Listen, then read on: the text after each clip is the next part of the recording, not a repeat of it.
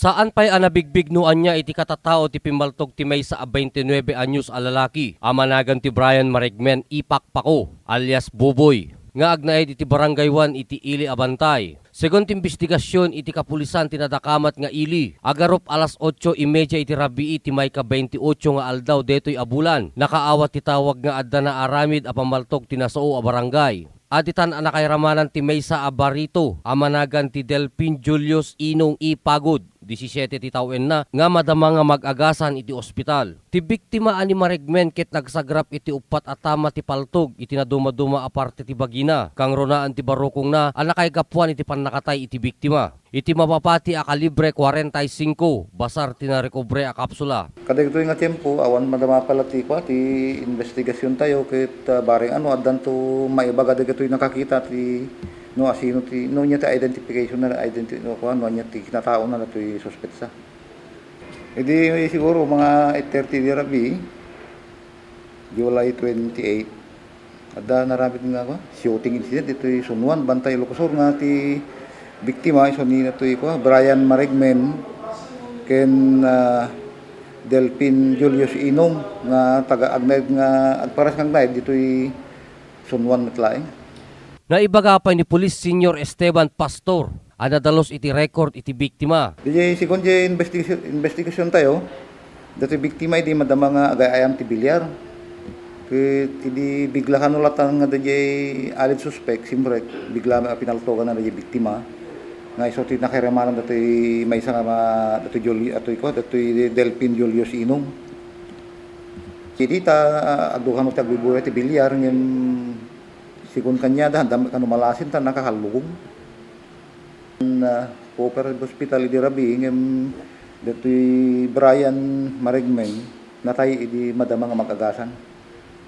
Nasa upay tinadakamat nga opisyal ti pannakasarsarita iti pamilya iti biktima ket addakan aglikaw-likaw ti balay ti biktima ngem saan damet nga iginggina ta saan damet ipagarup nga adda maaramid nga madi ken ni Marigmen. Pero na iti barangay diak lang masigurado na dangim sigunti pa nagistorya dari kiti kabsat na kiti kabagyan na di rabi sakbay nga naramid di pamaltog.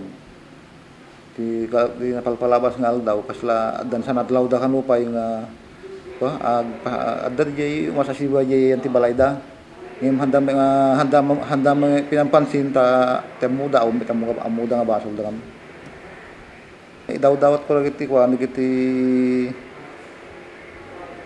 tagabantay klaro kasi kay matang da na ramid no mailasin daman no adda muda ti nga napasama no muda man da sino di masuspetsa itawag dalaing dito'y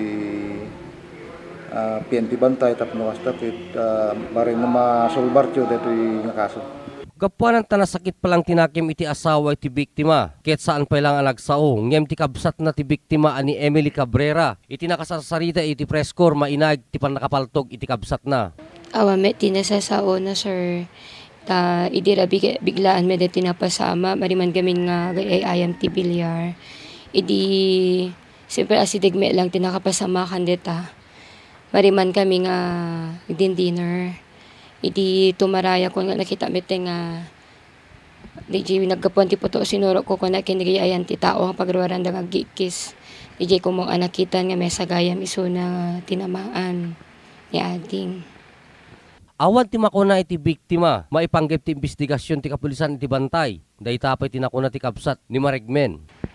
Ti panag ko na sir kikwa, imay damon nala ti panigmin, ti preliminary investigation ko na nangim. Right at time, nagdamag manin no, anya pa'y ari di may tulong mi, ken ang payment lang nga clear, di nga panakisasauda kanya mi. Hoping ake ti ka maudyanan na may paay tumo laki ni aring tistong hostisya. Digi lang mo tikit daw mi, hostisya para kanya na. Dagiti masuspetsa ket nakaluganda iti motor nga adda kulay na nga asul. Ket ti mismo nga lang paltog iti biktima ket nakabado iti t-shirt nga addaan kulay na nga white ken blue.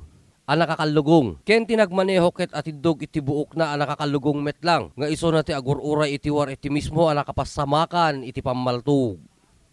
Para iti press corps, Ryan Pardo.